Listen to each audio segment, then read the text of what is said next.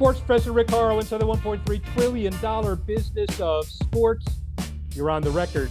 It is rare we have a superstar, Hall of Famer, businessman, marketing person extraordinaire, third-team All-American, University of Virginia, twin brother, bon vivant, significant individual, hero in Tampa. I'll go on, but it gets stale after a while because there's so much to say about Rondé Barber. How's that for an intro? That's pretty good. Bon vivant, I've never heard that. I don't know what that word means. Well, don't even check, okay? All right. I can get away with it because you talk fast. Nobody really cares. You are it. Just accept that. So in addition to that, kind of up front, he's the co-chair of the Valspar 2025 event. He will be significantly involved in the James Hardie Hall of Fame event run by ProLink Sports, but really a significant golf civic activist. Is that a pretty good, appropriate term for what you're doing? Yeah, that's pretty much where I've landed here certainly the past 4 years that I've been general chair of Copyright Charities, which is the host organization for the Valspar. But yeah, I spent a lot of time with our charity. I spent a lot of time with this golf tournament. I was pretty instrumental in helping that James Hardie Pro Football Hall of Fame partnership come to life. I'm fortunate enough to get into the Pro Football Hall of Fame, and they were looking for a partner outside of the NFLPA, which had originally been the intent. And the Hall of Fame, Jim Porter, the president of the Hall of Fame, I'm right on board and partners with James Hardie, and that's going to be an awesome event. I mean, I can't wait. Obviously, I'm pretty psyched about the Valspar here in March 17th or 23rd, but I'm pretty excited to play golf with these champions too here. Yeah, you got a pretty busy 2 weeks. And as far as the Hall of Fame, notwithstanding me being the Pro-Am, it is exciting for the people who are in it. And I know a lot of the golfers really want to play with their favorite football guys, and clearly vice versa. You know, the whole dream team mix of Dan Marino and Jimbo Corbett and some Pittsburgh guys, for example, and Morton Anderson and Thomas Bjorn, for example. I mean, there are a lot of guys may or may not work, and I know Ken Kennerly is working his butt off to try to make that all happen. But the whole idea of that mixture with a relatively pedestrian senior champions event, and now it's a whole new dimension in Boca Raton, which in many ways is one of the poster childs for golf in the United States. Yeah, I think that they had intentions to making this with regular players and some current players, and it couldn't get across the line. And when you think about it, it's even better if you're thinking about what golfers you're playing with, the champions level golfers, that it's the guys that are already in the Pro Football Hall of Fame. I mean, the Champions Tour is essentially, it's a celebration of guys that had great careers on the tour. Obviously, there's some that have played their way into playing better on that tour, but I think about Ernie Els of the world, who I grew up idolizing, loving playing, watching him play. Remember, he played here in Tampa a number of times. Bernhard Longer, obviously, how great of a player he is now as an elder guy. But there's a lot of guys my age. I'm 50 this year, Rick. I'll be 50 in like. You're stealing my thunder. April 7, man. I got that dated. I got it there. Yeah, a couple of weeks. Celebration, man. Yeah, I know. So these golfers, these plus 50 golfers are my era, man. So, and I think a lot of the guys in Hall of Fame have the same sentiment as I do. The Pro Football Hall of Fame have the same sentiment that I do. You love golf now, obviously, with the new young group of players and whatnot, but if you hit a certain age, these are the guys you watch play golf. So I think it's going to be a really special event. And Ken Kennerly's doing a heck of a job. I love Ken. He's got a pretty yeoman's task getting all of us rounded up playing this thing. But I think he's accomplished it, and it's going to be pretty awesome. Well, it's like herding cats, you guys, us, because not only you guys, but it's like, you're all have achieved unprecedented success in your sport. Now, golf's a non-contact sport. What could be so difficult about that? The ball's not moving. You're not being tackled. What the hell? Until you start playing, right? And then it's like all hell breaking loose. Right. I can't believe golf is as hard as it is. And if you would have asked me 30 years ago when I started playing if I would have loved it this much, and I probably would have said not if I knew it was going to be this hard. But I think we all like to accept challenges that are presented at us and overcome the lack of being able to be perfect, and that's golf. That's what it is, and we all have a hell of a time doing it, I man. remember Dan, And obviously, when you're doing it for great charities and clearly, clearly. benefiting something outside of ourselves, it makes it that much even more worth it. I remember Dan Marino telling me a story about Alindo Mari saying, a kicker, a former kicker with the Dolphins, saying, what could be that difficult? And then Dan got a friend of his to like tackle him on a backswing and say, yeah, you think this is easy, pal? What do you think? Right? Right, I mean, everybody right. has those same kind of stories. So let me just ask you this. So you're born in Roanoke, Virginia, almost 50 years ago. Did you ever think that you'd be sitting there in 2023 receiving a Hall of Fame jacket? Unbelievable. Yeah, yeah. So I grew up in Roanoke, Virginia. I was actually born in Blacksburg, outside of Virginia Tech. My mom and Yeah. dad went to school at Tech. So grew up in Roanoke, then went to Charlottesville. And I would have said, even after I got drafted in the third round in 1997, that my final destination, which ultimately was the Pro Football Hall of Fame, was never on my radar. It probably wasn't even until my last 4 or 5 years in the league. And Rick, I tell a lot of people this. You don't really start taking inventory until you start feeling the paint's completely dried on your career, right? Then you're Yeah. like, did I do a good job? Is this color the right color? Like stuff. I Yeah. really started to reflect on my career probably, in 2009, 2010, and yeah, it had its merits, and people start talking about it because you're getting close to retiring. And that's when it starts to really settle in that you're in that conversation. And so for the next 6 years before I actually got, I guess 11 years, because 6 years after my 5 year buffer, just being in the conversation is nice to have, right? And you get somewhat antsy and maybe disappointed when you don't get in. But I was a semifinalist for 6 years. And I know plenty of people that have been semifinalists once, never been semifinalists again, get to the finalist level, never make it back to the finalist level. So I had to wait 3 years, and I was a finalist for 3 years. And that sixth time I finally got in. So Were you one of those guys that when you heard David Baker's fat little feet walking down the hall, you would get a stethoscope to see if he was going to knock on your door? you Were you know one of what? those guys? You know what, Rick? I never had to do that process. Dave Baker Oh, left, and that walking down the hall process changed when Jim Porter came in. yeah, okay. Yeah, so now you just get the knock on the door at your house. Yeah. Interestingly enough, somebody in your household, for me, it was my wife, knew a week before I did because they got to set it up and make Well, they sure. got to get the cameras and get your instant Yes, reaction, and you're exactly. upset at her that she doesn't tell you, right? And then you're looking at it. It's like you just won. What is that? Publishers Clearinghouse, where you just won, Exactly. 500 grand. That's exactly Bigger than right. that, man. Bigger than that. But listen, you obviously deserved it, and what you've done for the game is more. The most incredible stat, I think, of all of these stats, even as a business show, is you played 16 years with the Buccaneers, and obviously you started more games and you played more games in addition to your 5 Pro Bowls than anybody on the team. Of course you did, because you played 16 years. Right. How does someone, even then and certainly now, play 16 years with one team? Impossible, really. I Yeah. mean, now it just doesn't happen. I mean, there's some guys. I mean, you look at the Bucs now. Mike Evans is probably Yeah. not leaving here ever. I mean, we this week we just re-signed Chris Godwin. I know Yeah. Good for you. Good even for them. Levante David. Yeah. Those are huge names in the lexicon of Bucs football that probably are going to play with one team. It's rare because guys generally end up trying to chase money, chase better opportunities, chances to win, et cetera, et cetera. But I was fortunate. I think because I got a slow start. This is funny to say this, but it benefited me having a slow start to my career because I didn't play at all my first year.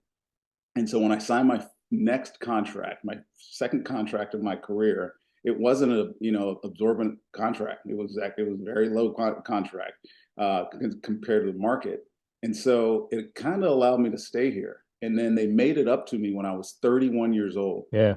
They gave me a big contract, the most money that I'd ever made, and I played for another 6 years.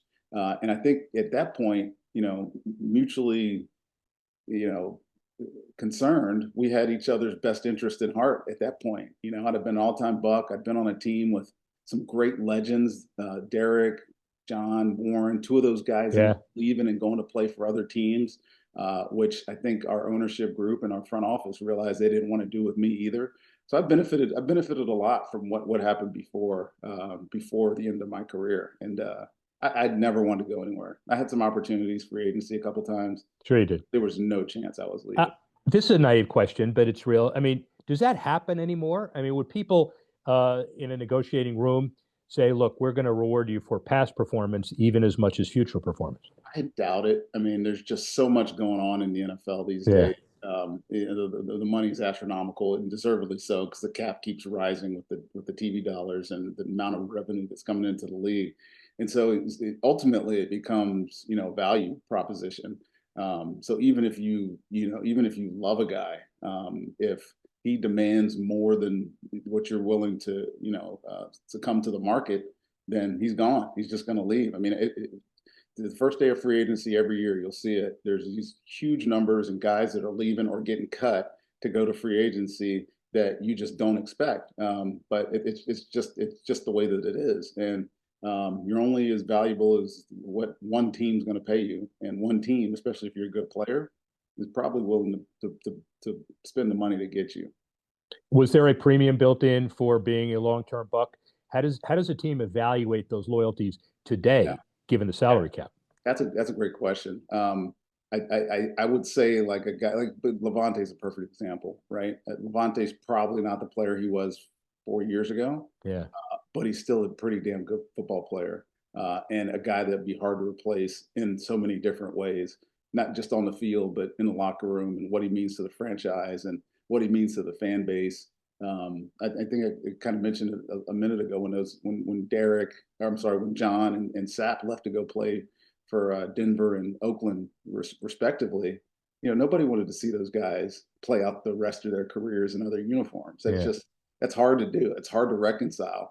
And I think if you have the right ownership, certainly the right front office, GM, Jason Lights, that guy here, Yeah. Greenberg, those guys here, I think they understand the value that your players have for you.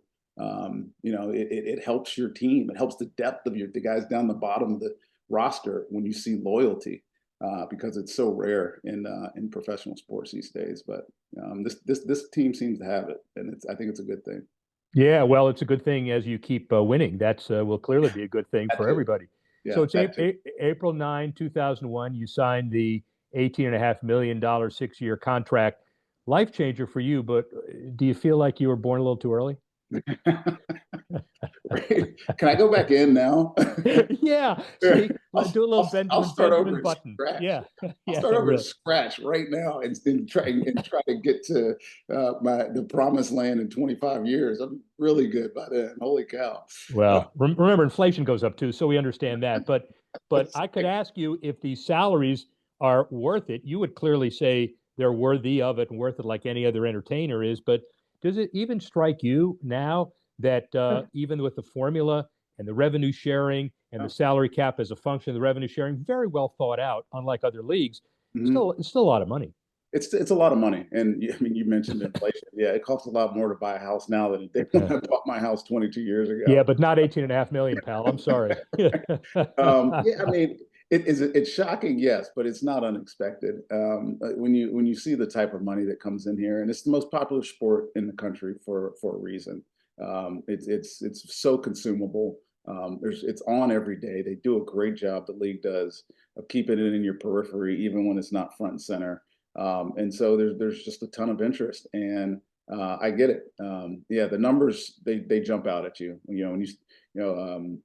you see Josh Allen's new huge deal that he Yeah. just you're just like, wait a minute, what sounds like a baseball number? Which in the back of your mind you're always saying baseball numbers are astronomical, Yeah, but but then Mahomes is still $200 million right, bigger. right, So I yeah, mean, look, it's all relative as we right, know. So exactly. one more football, then we'll get to some of the golf stuff, which is Mhm. interesting quickly. So it's January 26th of 2003. Uh, you're walking off the field, the Gruden Bowl. You guys win it. What's your feeling? How do you feel about that? Do you realize it's going to kind of change your life? You know what's honest? If you want my honest answer, I was Yeah, excited as hell. Yeah, so we're walking off the field. I'm looking for my family. yeah, Trying to find people to celebrate with. It's chaos, right? yeah. I was disappointed because I didn't make any plays in the game. We scored 4 touchdowns, 5 touchdowns. I didn't Hey, have one. pal, it's a team sport. You could have been like Walter Payton, who was a No, little at that point, outwardly upset. Rick, I mean, you're Rick, okay, right? Rick, at that point, when you score 5 touchdowns on defense, like you're allowed to be selfish, man. Like I'm Yeah, with that's right. That's fair. the That's fair. And then the playoff game, what you did to Philadelphia, the yeah. weeks before, it's like I am waiting to be the hero every week. I don't care. It's not a TAM team game. It's a Rondé Barber game, right? Right. Well, you don't remember this and it's not in the stats because it got called back. I had an interception for a touchdown in the first playoff game that year against San Francisco, but Simeon Rice got a personal foul on the return and it Oh knocked no. the touchdown. So in my mind, I'm like, I'm scoring every single time I play a game. Yeah. And then I didn't even get a chance to intercept the ball. But no, you're right. You realize when you win. So to take you back to that moment when you win, that what started, in March or whatever, in off-season practice, workouts that then moved to OTA practices and then training camp and et cetera, et cetera. All those little steps that you take along the way contributed to it. And we were a team that had been good for so long, Rick. I mean, we could have went to the Super Bowl in Oh yeah. 1999, right? Yeah. We had good teams for so many years that it was almost a relief, but it was a relief to the degree that we wanted more. And it's unfortunate we weren't able to capture more opportunities after that one because we were such a good defense. We had so many good players on the other side of the ball as well that contributed to that win. And you're hungry for more. You just want Yeah. more. And every team in the history of Super Bowl wins always says that, except the Patriots did it a bit, and the Eagles just did it again after the Chiefs did it. So, really interesting perspective. Let's spend a couple minutes just talking about life after football. Mm-hmm. First of all, I hear a rumor that the most important thing in your life was not necessarily be drafted 66th by the Bucs in the third round, but that your brother was drafted 36th by the Giants in the second round. Oh, wait, it's the other way around. What is it? Wasn't it exciting to feel like a couple of twin brothers are going to be successful NFL players? Yeah, I mean, you don't really know that you are. You expect to be because obviously we both had great success at Virginia. You mentioned at the top, I was 3-time All ACC. I was All Yeah. American all 3 of my years. I was Rookie of the Year. I led the league in the nation in interceptions my redshirt freshman year. And then Tiki was a Heisman candidate his last 2 years of playing. So we knew we were going to get drafted. We knew that there was space for us, a place for us to play in the NFL, and we had some tunnel vision about that. I'll tell you this: draft day, we were with a friend of ours. Actually, he's a senator, or a congressman out of Texas named Chip Roy, No, we and know that. Yeah. Okay. good guy. And he was Yeah. going through the motions and waiting for the call. This is before all the hoopla and hype that is now.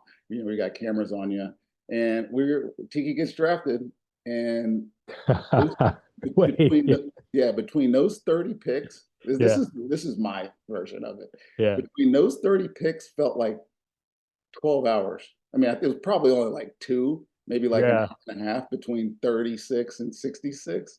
But it felt like I was waiting forever. Like I couldn't Yeah. wait for the phone to ring, man. But Did, once did, it did, did the brother call you and say, you're going to be okay, or I got you even more, or what did, are you no, doing? He left you alone? no, we were together the whole day. Oh, that's a Yeah, great we were story. together the whole day. We weren't going Yeah. to separate each Well, other. you're That obviously very close. right. You've written 8 children's books together. What's Yep. that like? No, Is that cool? fun. That was Yeah. fun. That was right place, right time. Our publisher at Simon and Schuster, her name was Paula Wiseman. This is a great story, Rick, because this is how stuff like this happens, just kind of out of the blue. Her son was a huge Tiki Barber fan. And she goes, "Who is Tiki Barber?" Right? She's Oh a my publisher. God. She doesn't know. Yeah. She publishes children's books. She looked it up and saw that he had a twin brother also in the league that was having some success. And she goes, "I bet you their story would be great children's book material."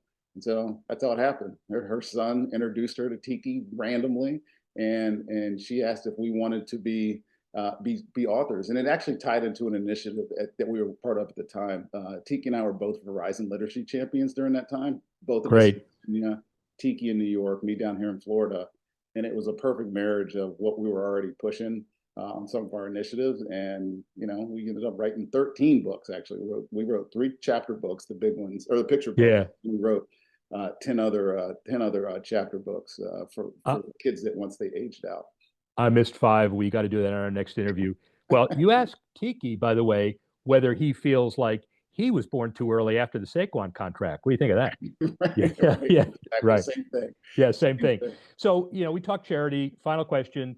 Obviously, the Valspar, the celebration of your Hall of Fame in 2023, but Yeah. the Copperheads since 2018, your involvement, and the co-general chair of this event.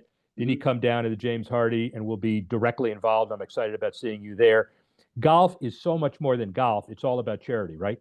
Yeah. So, being part of this organization, I think I've been 9 years now.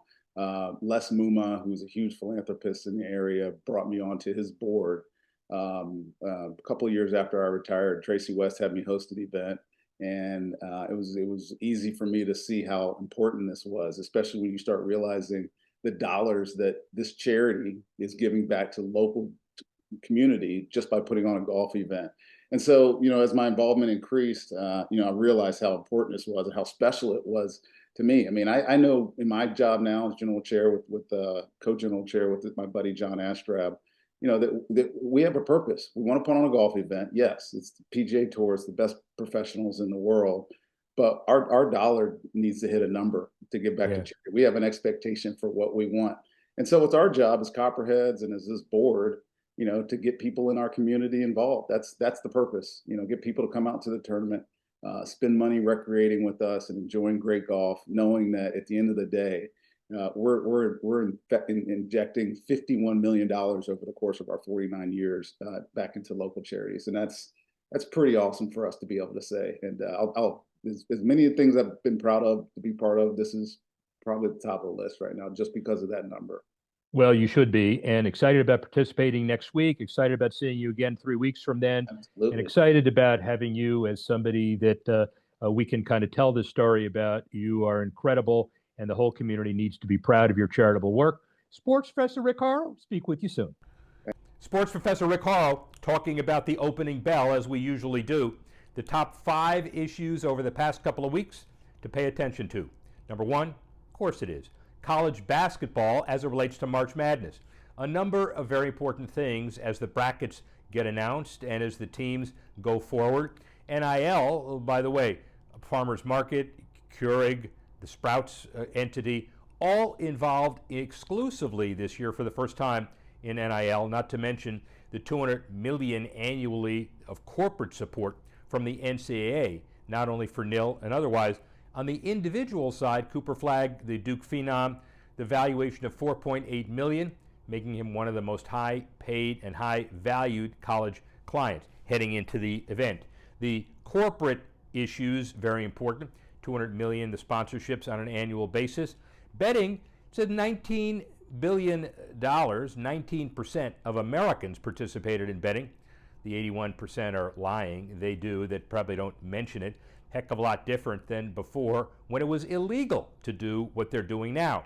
Then finally, number 1, the annual Thursday and Friday lack of productivity. Challenger Gray and Christmas, that consulting firm that captures the headlines every year, talks about $17 billion of unproductive work next Thursday, Friday. People sneaking around and watching the dreadful NCAA tournament. They're going to do it anyway, especially with more people working from home. I say an unproductive worker, a sad worker, a productive worker, a happy worker.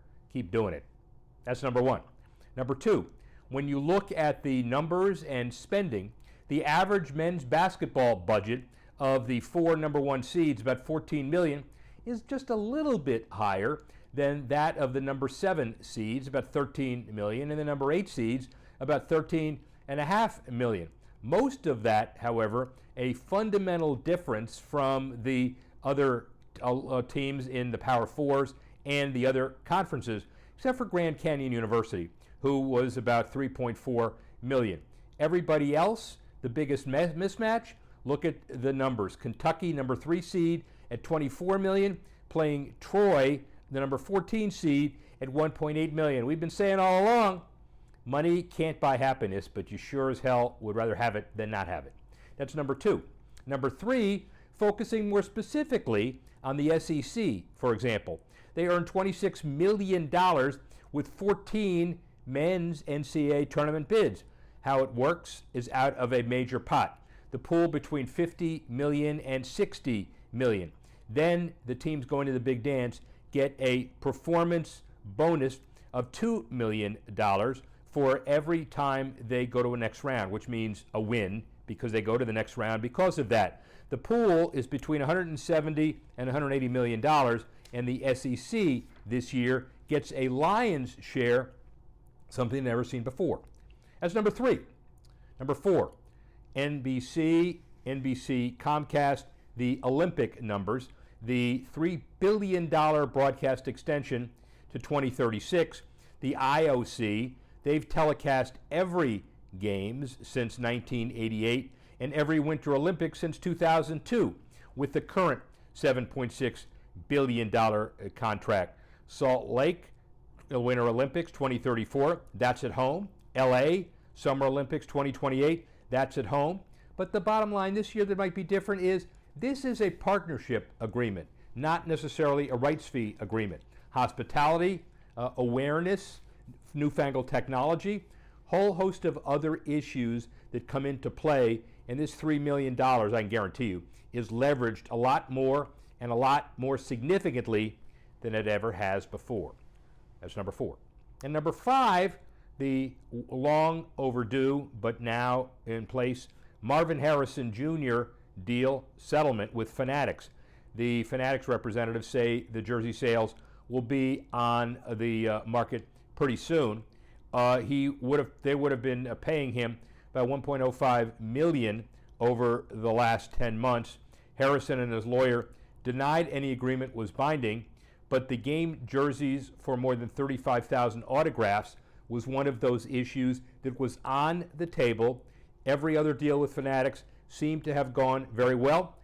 Lawsuit, settlement, just took a little longer this time. We'll have to see how it all shakes out, but it looks pretty good for both sides. That's your opening drive. Up next, the 5 to watch. What's coming up in the next couple of weeks and what are we watching? Well, number 1, NASCAR television, not as important in the next deal. When you look at what happened in Phoenix, they're wise to take a look at the metrics. The NASCAR Cup Series race from Phoenix averaged about a 1.4 rating and a 2.82 million viewership on FS1 last week, the largest Cup Series audience on cable for nearly 4 years since 2021 in Darlington. NASCAR scaling back on its broadcast TV presence in the new media rights deal, the earliest Cup race since 2000. We just saw in Phoenix when TNN carried Rockingham the second week of the season. Between now and October, only 2 races set for broadcast TV. How do they make it up? Over the top, digital, streaming, and the like. Watch that in the future, the new wave of NASCAR television. Number 2, the new rights deals in key markets for the National Women's Soccer League as they kick off their season. UK, Australia, Canada, the regular season. TNT Sports airing 2 matches per week. ESPN obviously involved. South America, Brazil, the Caribbean, Netherlands, Sub-Saharan Africa with Disney+, Denmark, Sweden, Norway, Finland, Iceland, and Canal Go in Brazil, and TV Azteca in Latin America. The point is this: a relatively sleepy little league years ago, blown out to the next level in a very short period of time. That's number 2. Number 3, Live Golf finds yet another national distribution partner, except this is international. It covers 200 international markets with The Zone, gaming influence in a number of European and Asian territories: Austria, Belgium, Canada, France, Germany, Italy, Japan, Portugal, Switzerland, and others. A free ad-supported streaming TV fast channel to add another broadcast dimension in light speed as Live and the PGA Tour. Some would say getting farther away. Others would say because of the leverage created by all of this, they may be getting closer. That's number 3. Number 4, the UFL makes some progress, not necessarily on the field.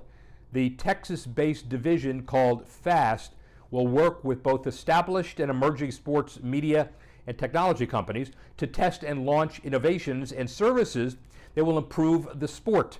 They say the innovation is a cornerstone for the UFL.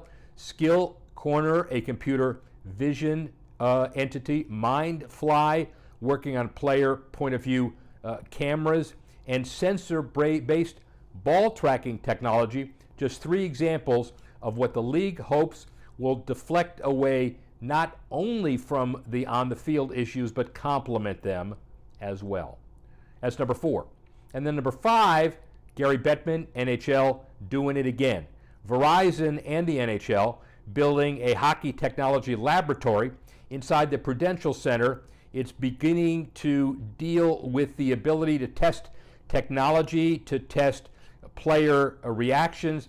Bettman describes the goal of the lab as a way of testing. Now we can use the technology that's available, creating of the data. They've been developing a new Wi-Fi systems, private systems in the building. They're moving everything around, testing technology that only this kind of laboratory can create. Kudos to the NHL. Continue to move forward. Kudos to Gary Bettman. Well, that's our 5 to watch, and that's our show for this week. And as usual, we'd like to thank Kali Kazar for putting the show together. Rondé Barber, the Tampa Bay Iron Man, but also the co-chairman of the Valspar and significantly involved in the James Hardie Pro Football Invitational. He's going to have a busy month of golf the next few weeks. I'd like to thank you all for listening and watching and joining us once again next week when we go on the record, the $1.3 trillion business of sports. I'm the sports professor Rick Horrow. Speak with you soon.